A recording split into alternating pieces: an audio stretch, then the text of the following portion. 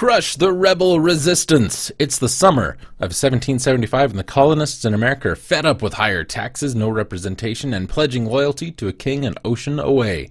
As George Washington, Commander-in-Chief of the colonial forces, here's your chance to relive the great battles of the American Revolution. It's up to you to raise the funds needed to back up your generals, supply your troops, build forts, and forge new weapons.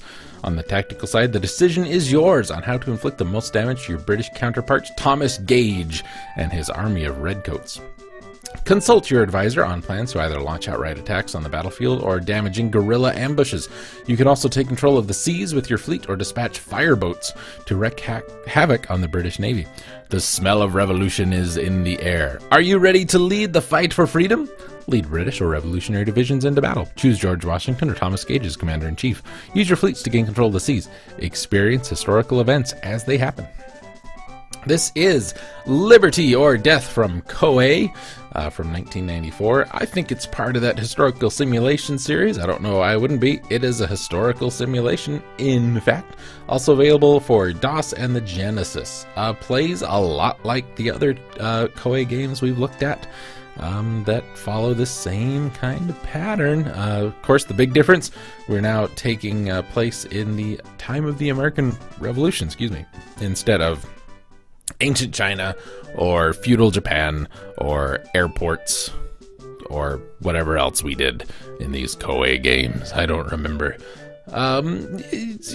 Here's the thing about doing these games, and I've probably talked about this the last time. I'm sure that these games are a whole lot of fun to play. I really enjoy playing Genghis Khan 2. There's a Let's Play of it kicking around somewhere. But it took me a long friggin' time to figure out how to play it. Never had internet to go and look it up and figure it out, so just kind of had to learn by doing. And a game that moves that slow, that's hard to do. So I can't really talk much about the gameplay of this. I can tell you that it looks good, just like all these games do. It sounds good, like all these games do. It seems very in-depth, like all these games do. We manage the military affairs for every district. There's actions we can take. There's diplomatic actions we can take. Economic actions we can take. An interesting facet is there are Patriot and Loyalist militia regiments and the German mercenary regiments organized and paid for by the American and British, which will fight and collect resources on their own unless they're recruited. The groups will continue to run the districts they're in and can attack and annex adjacent districts if they choose to. So it's kind of like a random player 3. Let's see. Reviewing the Super NES version, Andromeda of GamePro praised the historical accuracy, but was reluctant to recommend the game due to the extensive minutiae of gameplay, concluding, despite the more familiar history, Liberty or Death is still probably foreign fare for most gamers.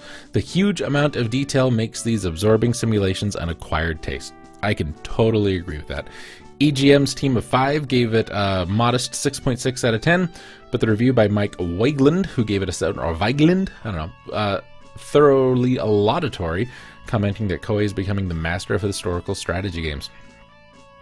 GamePro's Bro Buzz declared the Genesis version to be exactly the same as the Super Nintendo version, but was more critical, commenting that you must be content with studying changing numbers rather than watching exciting graphics or listening to satisfying sounds.